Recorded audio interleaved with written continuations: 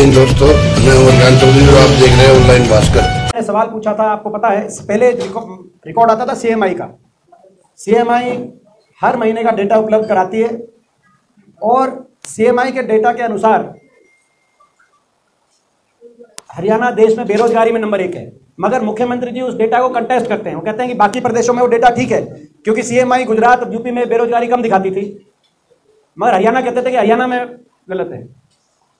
और इस बात को देखते हुए, एक मिनट दिव्यांशु जी आप आ जाओ, डिस्टर्ब मत करिए, आप आ जाइए, आप थोड़ा लेट आए हैं तो हमें या तो वहीं रहिए। ये हमारे आप जानते हैं युवा के अध्यक्ष हैं। तो सीएमआई को डेटा को देखते हुए मुख्यमंत्री जी ने माना नहीं। फिर मैंने कहा कि मैं मोदी सरकार से पूछूंगा, भारत सरकार से। भारत सरकार से पूछा गया कि भाई सबसे ज़्यादा अनएम्प्लॉयमेंट कहाँ है और पिछले 10 साल तक इसका क्या रिकॉर्ड रहा है। भारत सरकार का ये जवाब पार्लियामेंट के अंदर लिखित रूप से मोदी सरकार ने मुझे दिया। मैंने जब सवाल किया तो श्रम और रोजगार मंत्री रामेश्वर तेली जी, उन्होंने बड़े भारी मन से जवाब दिया कि सबसे ज़्यादा बेरोजगारी हरियाणा में है देश में। और हरियाणा में बेरोजगारी यहीं तक इस जवाब को सीमित नहीं रखा उन्होंने कहा दुखदायी बात यह है कि जिस प्रदेश में 2013-14 में देश में सबसे कम बेरोजगारी थी 3%, वो बढ़कर अब 9% हो गई है। 9%, और बल्कि 3 भी नहीं थी, 2.9%। 2013-14 में 2.9% थी। ये भारत सरकार का लिखित जवाब है जो सांसदों को मिलता है। 2.9% according to government of India. वो बढ़कर अब 9% हो गई है, जो देश में सबसे ज्यादा है। रामेश्वर तेली जी, अब मुख्यमंत्री जी बताएं कि अभी तक तो सीएमआई को बताते थे, अब मुख्यमंत्री जी बताएं कि मोदी सरकार भी झूठ बोल रही है सदन में, सदन के पटल पे। बहुत ही दुखद है। मैं इसीलिए ये दोबारा रख रहा हूँ क्योंकि जब सेशन में जब ये आया था प्रश्न, उस समय मैंने प्रेस रिलीज दी थी। तो प्रेस रिलीज में कई अखबारों में ये आया कि कांग्रेस एलिजिज हाईएस्ट। कांग्रेस नहीं है। रामेश्वर तेली जी की पता करिए, वो भारत सरकार के श्रम और रोजगार मंत्री हैं। ये भारत सरकार बता रही है, मोदी सरकार बता रही है, और इसीलिए मुख्यमंत्री जी को जवाब देना पड़ेगा। और भारत सरकार के भी लोगों को जवाब देना चाहिए जो इनके मंत्री आते हैं यहाँ पर वोट मांगने के लिए, वो भी ये बताएं। जब ये बात आई, हमें तो धरातल की हकीकत पता है आज हरियाणा में क्या स्थिति हो रही है। आज हरियाणा में स्थिति ये हो रही है कि नौजवान बेरोजगारी को लेकर इतना निराश हो चुका है, कोई रोजगार का क्या अवसर उपलब्ध नहीं है। कहीं डिप्रेशन में, कहीं नशे में। आज हरियाणा देश में नशे में आगे आ रहा है। कहीं अपराध में हरियाणा सबसे असुरक्षित राज्य है।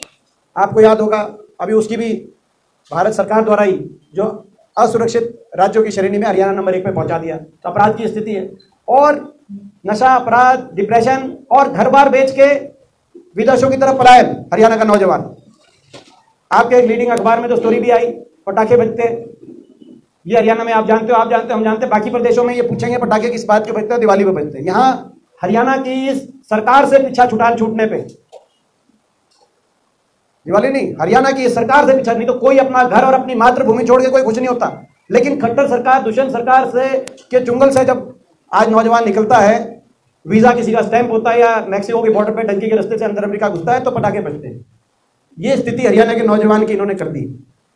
इसके पीछे हम गए कि भाई क्या है, 2-3 इसमें बातें हो रही हैं, क्योंकि मैंने कहा मेरे प्रश्न का जवाब तो आ गया, लेकिन पीछे क्या क्या स्थिति है।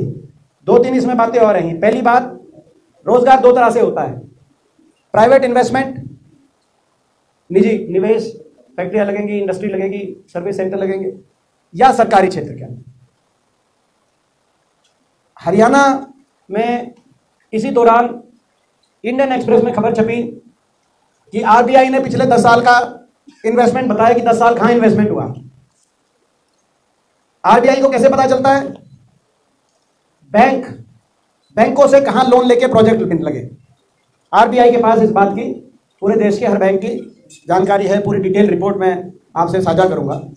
10 साल की रिपोर्ट यह है कि हरियाणा सबसे नीचे 21 राज्यों का उन्होंने विश्लेषण किया, जो बिल्कुल ही कोई छोटे मोटे जो हैं अंडमान निकोबार, लक्षद्वीप वगैरह, जो आउट ऑफ दी 21 राज्य जो हरियाणा के हैं, आरबीआई उनको अपना देखती है, जिसमें नीचे के जो राज्य हैं उसमें हरियाणा, पश्चिम बंगाल और असम। और 2022 तक ये थे, और 23 में पश्चिम बंगाल भी ऊपर पहुंच गया, और हरियाणा लास्ट ब्रैकेट में। हरियाणा, केरल और असम, 3 रह गए। 1% जो मैं आपको बताऊं,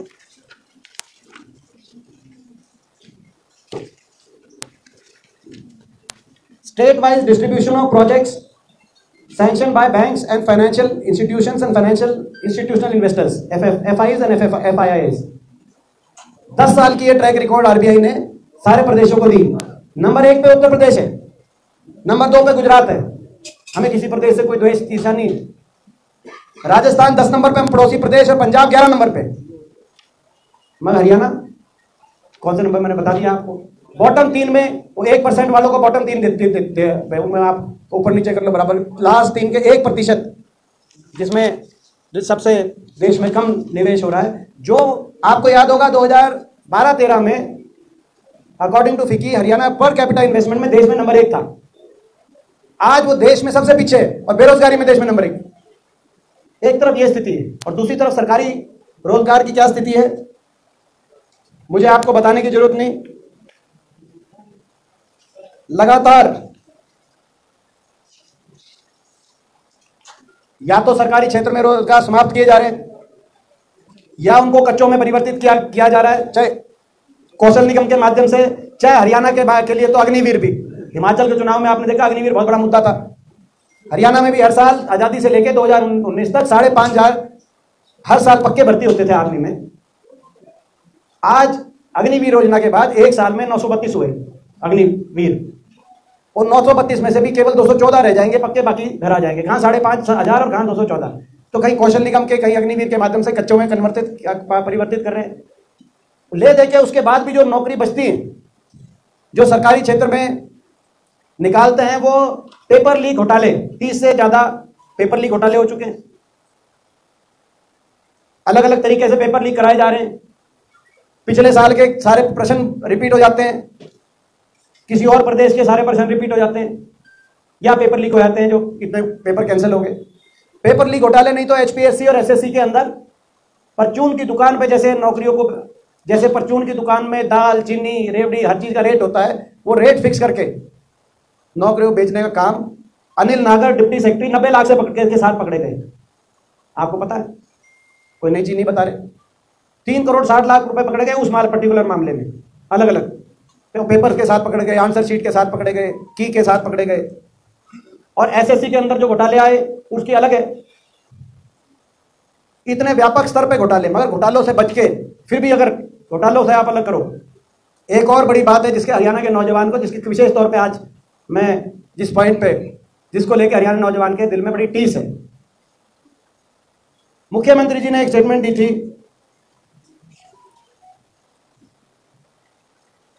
कि बड़ी दुर्भाग्यपूर्ण स्टेटमेंट थी। उन्होंने स्टेटमेंट दी थी कि हरियाणा वालों के कंधे से नीचे हरियाणा वाले ज्यादा मजबूत होते हैं, ऊपर कमजोर होते हैं। वो टीचर्स की भर्ती को लेकर उन्होंने स्टेटमेंट दी थी। इससे दुर्भाग्य तो कोई भी स्टेटमेंट आज तक किसी की आई नहीं। ऐसा लगता है कि मुख्यमंत्री जी और ये सरकार और ये HPSC SSC इस मुख्यमंत्री जी की बात को साबित करने के लिए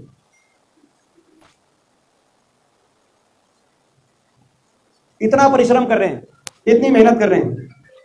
लगातार इन घोटालों से बचकर, अगर वैसे तो कोई भर्ती हो नहीं रही, लेकिन फिर भी अगर कोई लिस्ट आती है तो उसमें हरियाणा से ज्यादा, हरियाणा के बाहर के युवाओं को उस लिस्ट में आप पाते हैं। मैं उदाहरण दूं आपको, 3-4 उदाहरण आपके सामने में रखना चाहूंगा। आपने देखा अभी लेक्चरर टेक्निकल एजुकेशन की भर्ती हुई इस साल। 157 में से, वो एक बार लिस्ट निकालना, 157 में से हम ये लिस्ट आपके साथ साझा भी कर देंगे। 157 में से 103 बाहर के प्रदेश के technical education lecturer group B. आपको याद होगा, हेलो, आपको याद होगा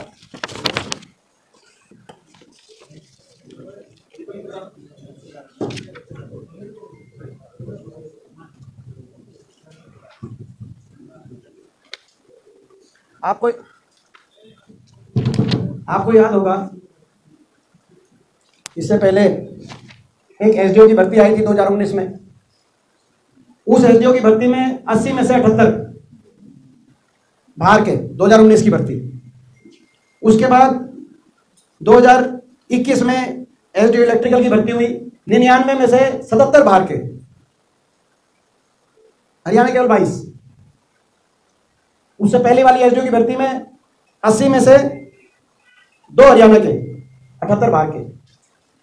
जैसे मैंने कहा lecturer group B technical education 157 में से 103 बाहर के, केवल 53 हरियाणा के।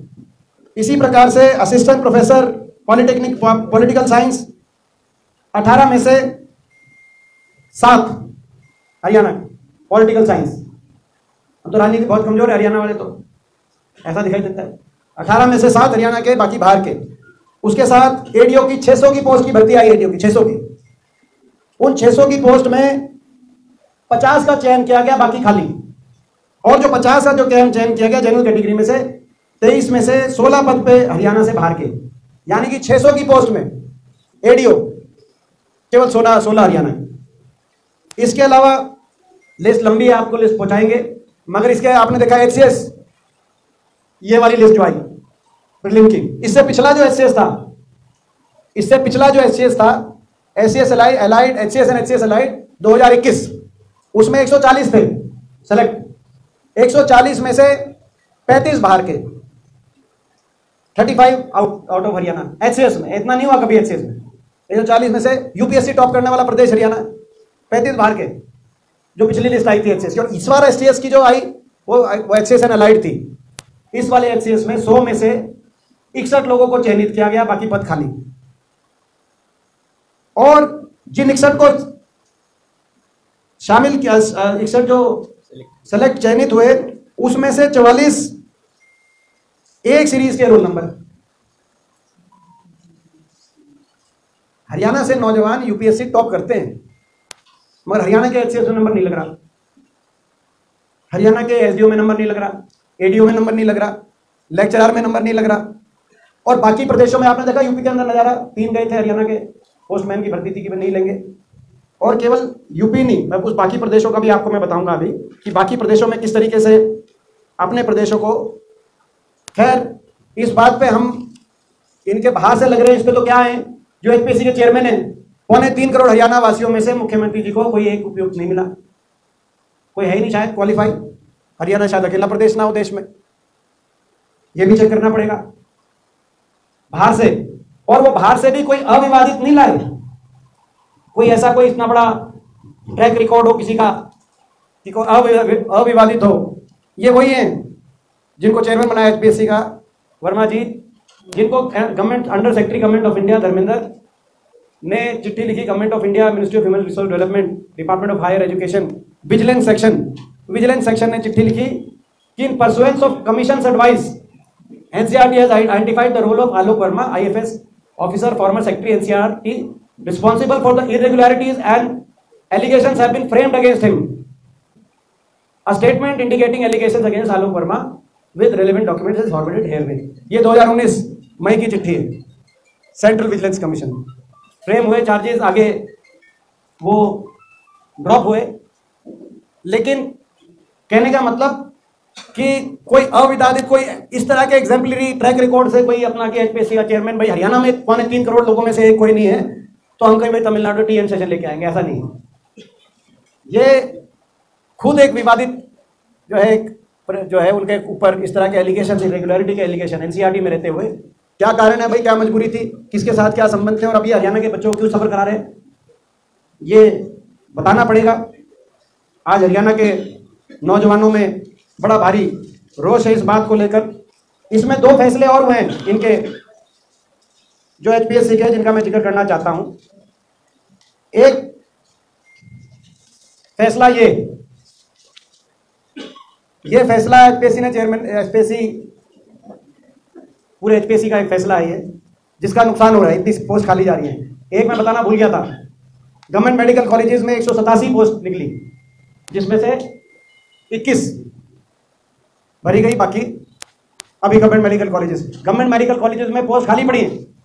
आप पूछो कानपुर कानपुर मेडिकल कॉलेज की क्या स्थिति है अपना ये, और उनकी पोस्ट भी निकली लेकिन वो सिलेक्शन नहीं हुई। इसमें इन्होंने एक और कंडीशन करी, ये भी एक पहला कमीशन है पूरे देश में। क्या करा कि पहला तो क्राइटेरिया ये है कि unless he obtains at least 50% marks in return for general category and 45% और रिजर्व मार्क्स। पहले तो रिटर्न टेस्ट में इतने नंबर होने चाहिए, ठीक है, कट ऑफ हो रिटर्न के अंदर। दूसरा, in cases where recruitment is being made on personal achievements and interview, no candidate shall be considered to have qualified the interview unless he obtains at least 50% marks general and 45% all reserved categories marks in interview। यानी कि अगर कोई बच्चा 90% return में mark लेता है लेकिन उसको पसंद नहीं करता ये कमीशन, तो उसको 49 नंबर देके इंटरव्यू के अंदर बच्चा अयोग्य है, चाहे वो फर्स्ट आए रिटर्न टेस्ट में फर्स्ट आए। ये पहली बार हुआ है। इंटरव्यू को इतनी वेटेज,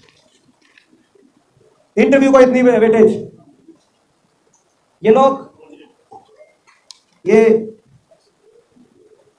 आपको भी इसकी डेट, ये आपको ये मैं प्रोवाइड ही करा दूंगा।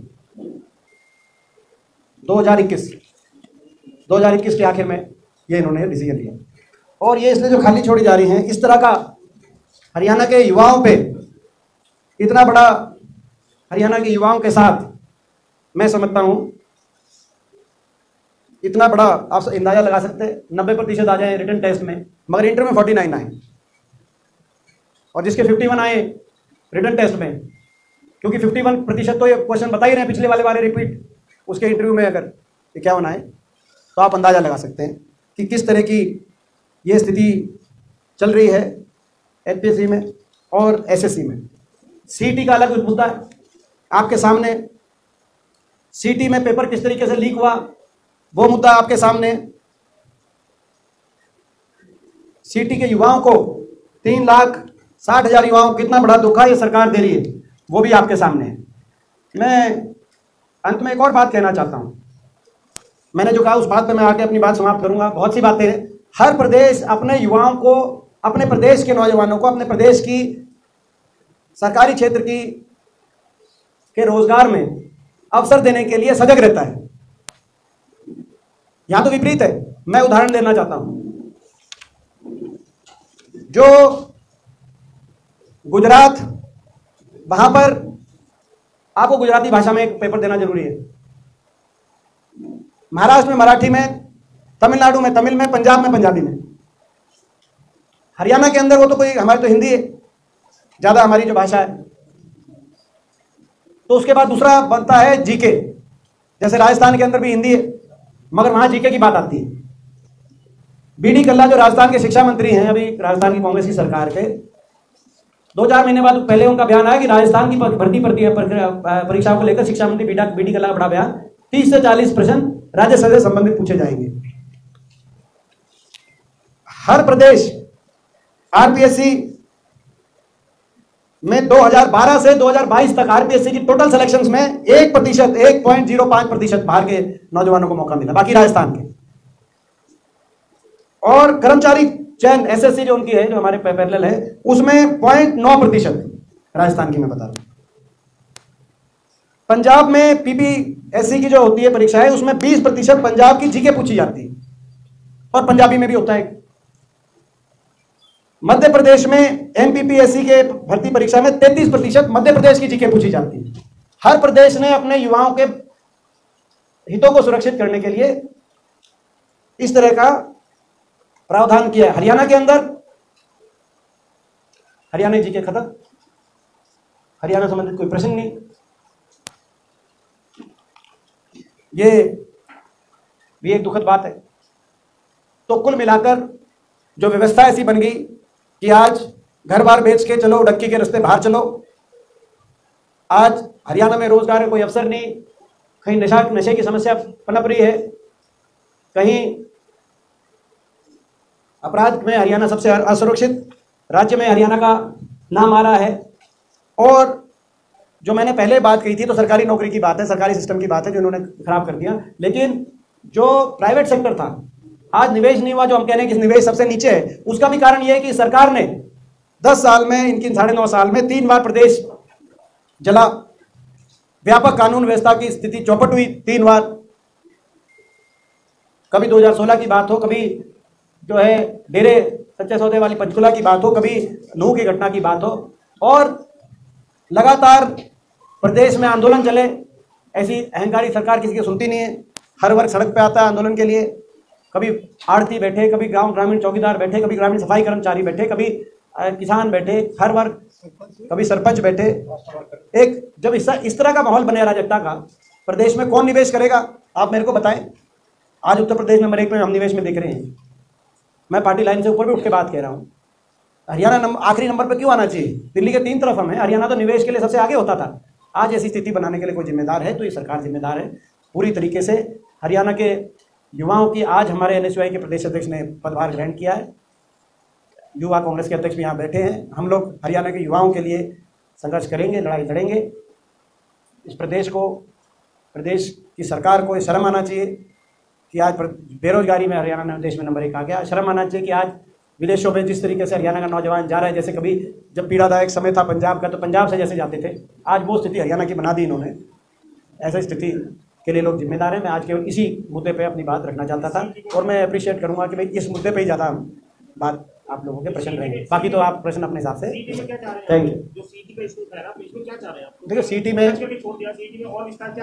सीटी को भाई ये कोई कहानी हो रही है जो सरपंचों की, भाई आपने इलेक्शन करा दिया, हमारा अधिकार नहीं दिया। सीटी को आप बुला नहीं रहे, इंटरव्यू पे नहीं, रिटर्न पे नहीं। 4 गुना वाली कंडीशन हटाई जाए। राजस्थान में 20 गुना है। राजस्थान में है कि कौन सी स्टेट में 20 गुना भी है, कई अलग अलग स्टेट्स में अलग अलग, मगर 4 गुना तो कहीं भी नहीं। तो और सीटी जो टेस्ट हुआ, सीटी उसको लेकर कितने प्रश्न चिन्ह उठे, और उसके बाद फिर 4 गुना। सीटी जो टेस्ट हुआ 100 में से 41% सीटी को लेकर आपने प्रश्न पूछा ध्यान से। 41 तो 6 अगस्त को जो पेपर में आए 100 में से 41, 7 को वही आ गए। आपको कोई लीक कराने की जरूरत ही नहीं। आप कह दो कि भाई पिछला वाला कल वाला देख लेना, खुले में वो कैंसिल नहीं हुआ। अभी वो सीईओ स्टैंड करता है। 41 वही आ गए। आज तक कभी हुआ क्या ऐसा? आप भी बचपन से पेपर देते हो, हर क्लास में आगे बढ़ते होगे कि भाई आज जो पेपर देके आए सोशल साइंस का, अगले दिन मैथ्स में भी वही आ गया। तो 41% वही आ गए। और ये स्थिति सीटी को लेके हुई तो सरकार कोर्ट में मामला गया है। इसमें पेपर सरकार दोबारा नहीं कराना चाहिए। अगर उसके बाद भी जो सीटी को करते हैं उसमें 4 गुना का कंडीशन जो देश में सबसे हार्शेस्ट है वो हरियाणा में लागू है। हमारी मांग है 4 गुना कंडीशन निरस्त हो। जो क्वालिफाई हैं, जब क्वालिफाई कर लिया उनको, जो आपने क्वालिफाइंग मार्क रखे, उन सबको मौका दिया जाए। या अनुपात जैसे 20 गुना बढ़ा रखी है कई प्रदेशों में, उस अनुपात में बुलाएं। अच्छा, HPSC तो हम इसको HPSC नहीं कहेंगे, ये हरियाणा पब्लिक सर्विस कमीशन नहीं कहेंगे। अब ये गैर हरियाणा पब्लिक कमीशन, क्योंकि इनकी मांग थी, एक बात थी कि 75% युवाओं को हम इंडस्ट्री में हरियाणा के नौजवान को रिजर्वेशन दिलाएंगे। यहाँ 75% हरियाणा से बाहर को HPSC के माध्यम से जॉब में रिजर्वेशन मिल गई, और कई जगह तो 75% से भी ज्यादा, 75% के ज्यादा 90% बाहर से। तो ये मैं ये कह रहा हूँ कि भाई ये एक बड़ा दुखदाई है। 75% की कंडीशन होती होगी। HPSC का हमारी मांग है कि HPSC का नाम बदला जाए, या तो HPSC का काम बदला जाए या HPSC का नाम बदला जाए, उसको गैर हरियाणा पब्लिक सर्विस कमीशन कहा है।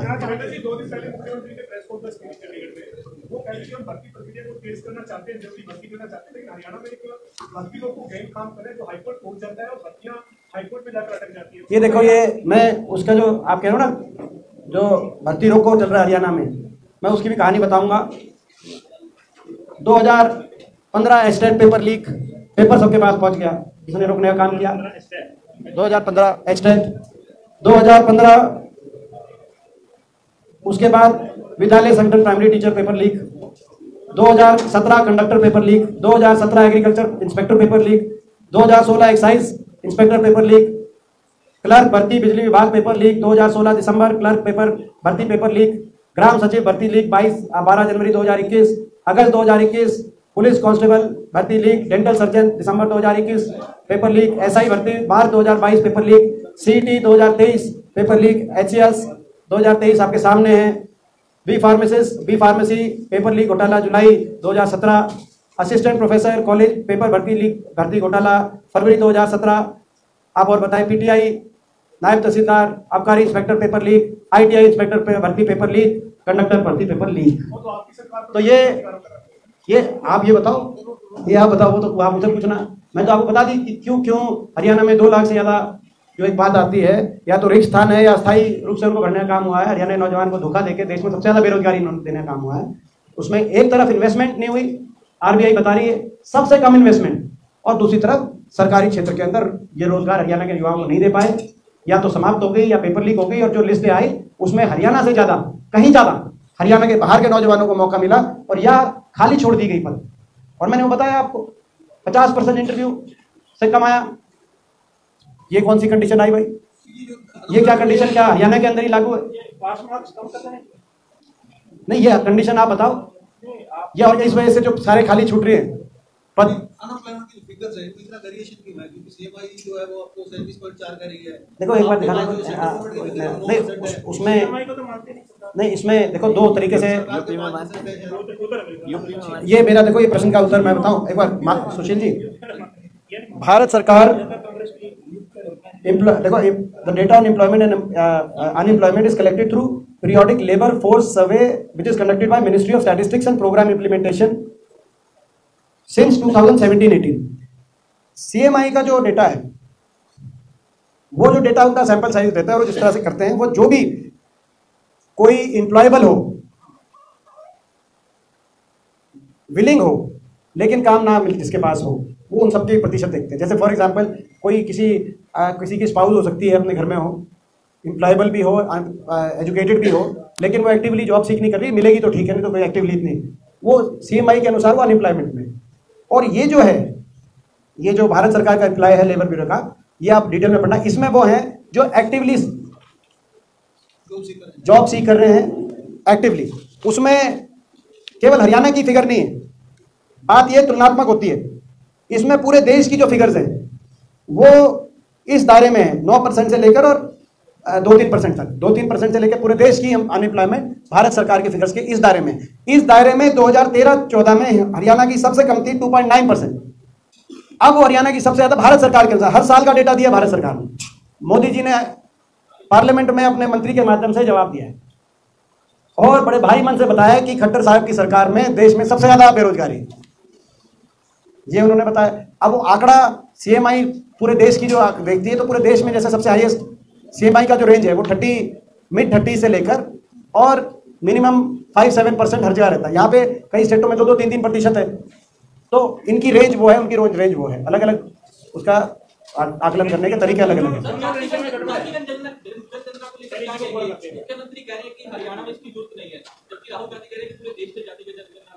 ये तो कांग्रेस पार्टी ने, कांग्रेस वर्किंग कमेटी की कल हमारी बैठक थी, और कांग्रेस पार्टी ने एक स्टैंड लिया है इस विषय को लेकर कि कांग्रेस पार्टी इस पक्ष में है कि जातिगत जनगणना हो, और ताकि हर वर्ग को अपनी जनसंख्या के अनुसार अधिकार मिल सके और हर वर्ग तक सरकारी योजनाओं का लाभ पहुंचाया जा सके। कांग्रेस पार्टी का ये स्टैंड है भारत के स्तर, राष्ट्रीय स्तर पे वही हमारा स्टैंड है।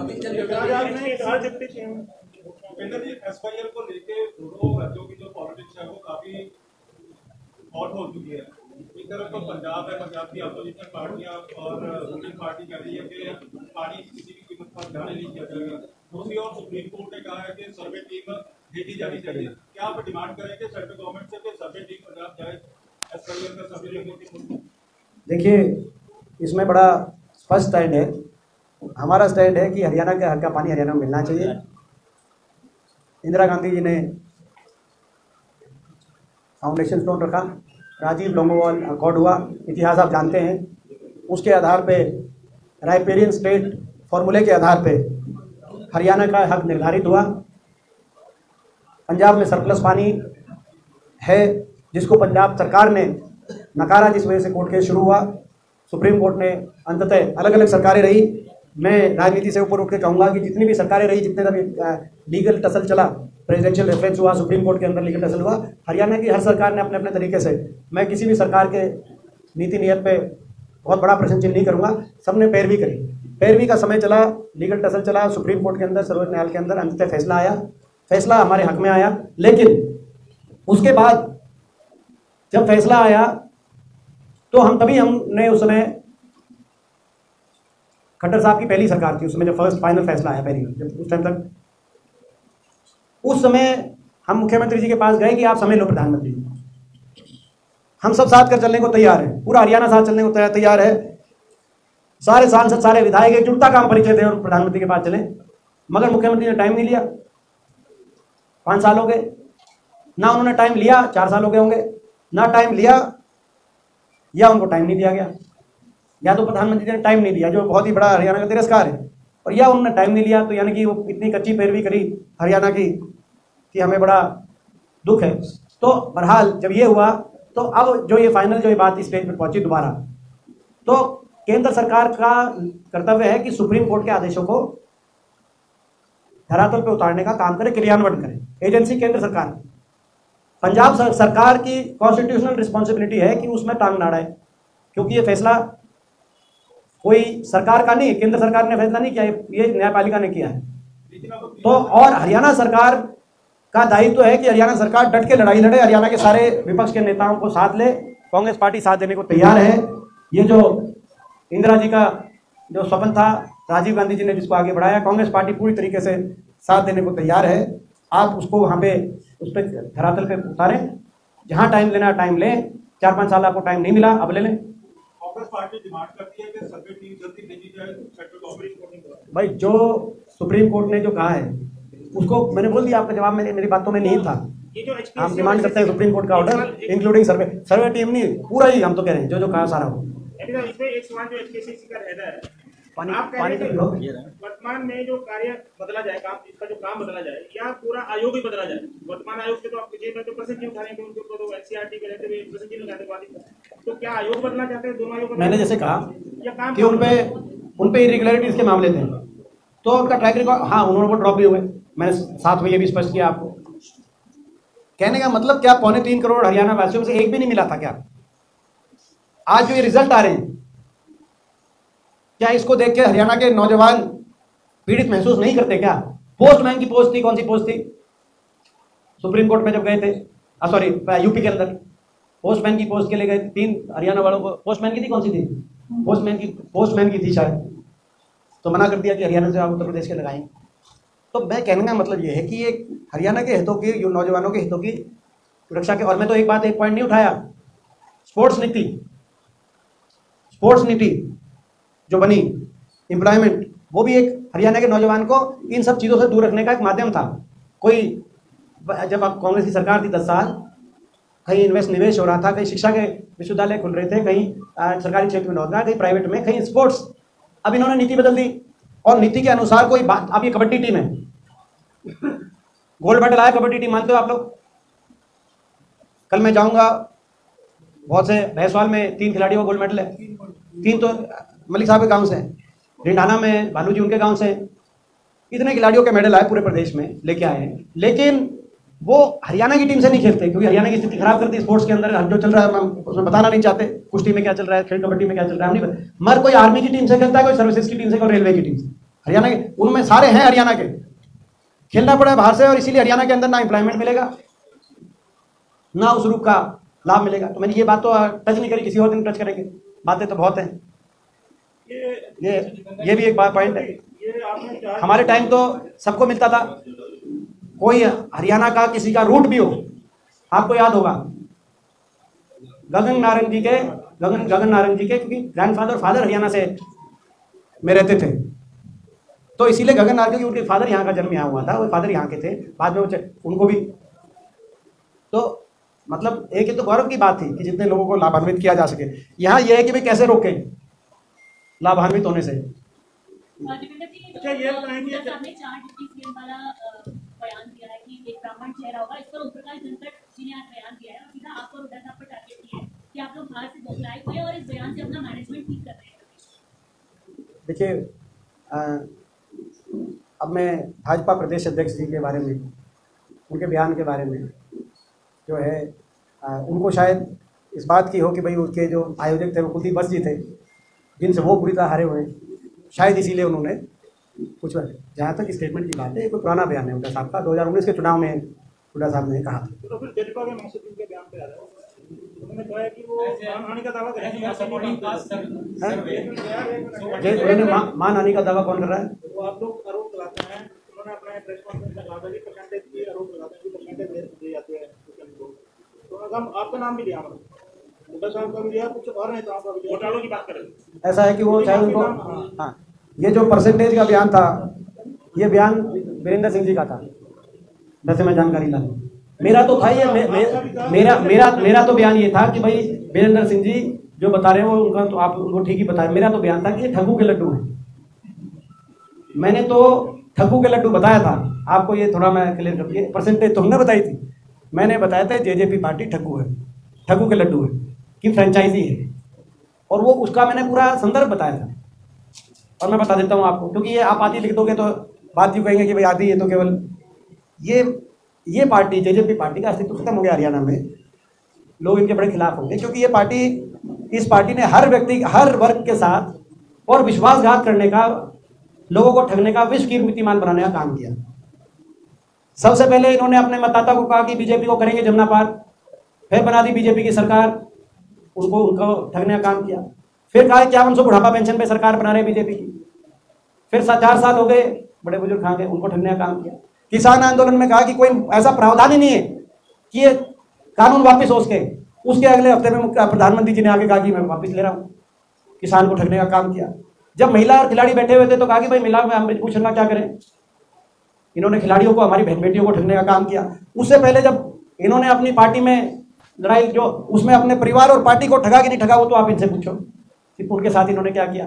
तो मैंने ये कहा था कि भाई कानपुर में एक दुकान है, बड़ी फेमस दुकान है, आप लोग भी जाना, कानपुर में ड्यूटी लगती है यूपी में, उसका नाम है ठग्गू के Laddu.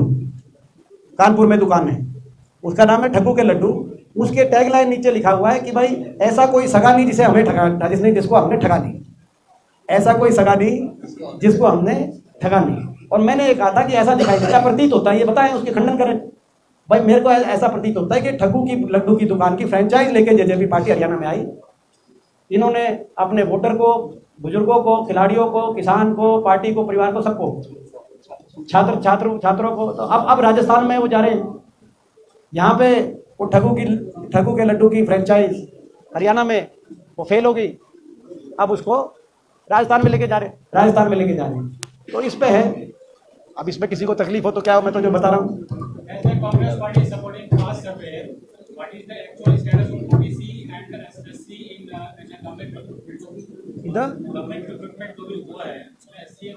It is worst. Actually, you know, because of this domicile condition which has been relaxed from 15 years to 5 years in Haryana, and these socio-economic numbers which are being given to outside candidates, actually the percentage of Haryanvi selected on against SC and OBC post is even lesser than general category. So OBC and SC are even suffering more. Everyone is suffering. But so it is really unfortunate. I think the youth of Haryana has been cheated. We have been fighting for the youth. We will continue to fight for the youth. एक sir, Hooda साहब ने कहा था कि मुख्यमंत्री का दावेदार और कांग्रेस की गुटबाजी जैसे सामने आती है, तो एक कार्यक्रम में रेणु बाला ने कहा कि अगर हमारी सरकार को नेतृत्व मिलेगा तो प्रदेश का विकास होगा। भैया अगर आप लोगों को खबर अच्छी लगी हो तो चैनल को लाइक करें, शेयर करें, सब्सक्राइब करें। आप और धन्यवाद। कौन दावेदार है लोग